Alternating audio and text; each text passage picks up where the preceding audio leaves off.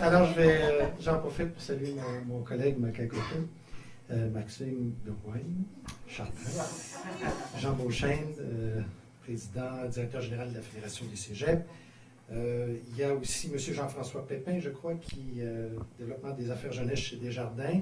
Et bien sûr, mesdames, messieurs, les porte-paroles de l'édition 2004 du RIASC. Alors, c'est la deuxième année. J'étais là l'année dernière. C'était plus nouveau, il y a plus de tension aussi. Hein, il fallait régler certaines crises. Alors, mais avec la présence de la culture et des arts, il y a toujours moyen d'atteindre nos objectifs. Et écoutez, ça fait 20 ans, je crois, ou en tout cas bientôt 20 ans, vous le disiez tout à l'heure, que le RIASC organise des événements socioculturels. Le ministère, bien sûr, encourage de par une aide financière. On encourage aussi pour financer 6 événements culturels intercollégiaux, le Festival intercollégial de théâtre, l'exposition intercollégiale d'art visuel, le Festival intercollégial de danse, concours d'écriture Les Grégores et le circuit d'improvisation du RIASC. Grâce donc aux activités, c'est vrai qu'il fait chaud sur scène, hein, les projecteurs, on se penserait plus en été qu'en hiver. Alors, grâce aux activités qui sont mises en place par le RIASC, les jeunes peuvent à la fois donc poursuivre leurs études et s'investir dans des projets culturels. C'est le mélange de la culture et de l'enseignement et de l'éducation. D'ailleurs, avec Naka, aujourd'hui, on fait un duo remarquable parce qu'on a annoncé une nouvelle salle pour la Maison Théâtre en collaboration avec le Cégep du Vieux-Montréal. Et tout ça se fait ensemble pour vous.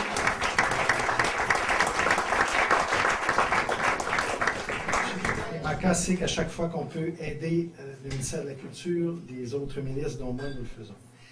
Alors, donc, s'affirmer, se développer tout en apprenant, en étant dans un milieu culturel et en entendant le jeune homme que je ne vois plus, mais qui était là-bas.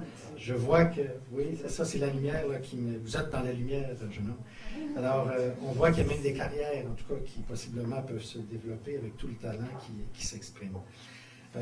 Je veux aussi féliciter, bien sûr, les animatrices, les animateurs, parce qu'ils mettent beaucoup de temps.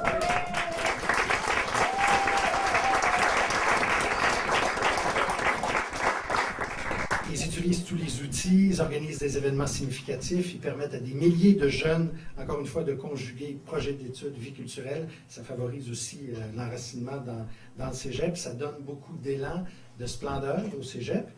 Puis écoutez, cette année, c'est spécial. Hein? 50 ans, 50e anniversaire du ministère de l'Éducation.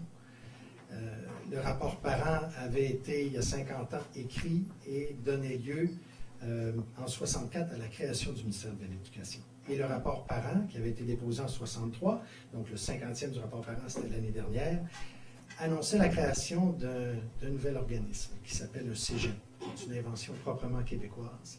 Et on voit à quel point les cégeps participent au développement du Québec, au développement de ces régions, au développement de notre jeunesse, par des activités comme ça.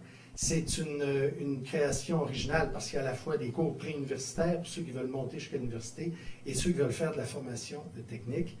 Et en plus, c'est les premiers moments où on a des jeunes adultes qui sont en train de contribuer à se définir eux-mêmes puis à savoir comment ils vont participer dans la société québécoise. Alors, 50 ans aujourd'hui, création du ministère de l'Éducation, mais aussi des cégeps qui vont être créés quelques années plus tard, en 77.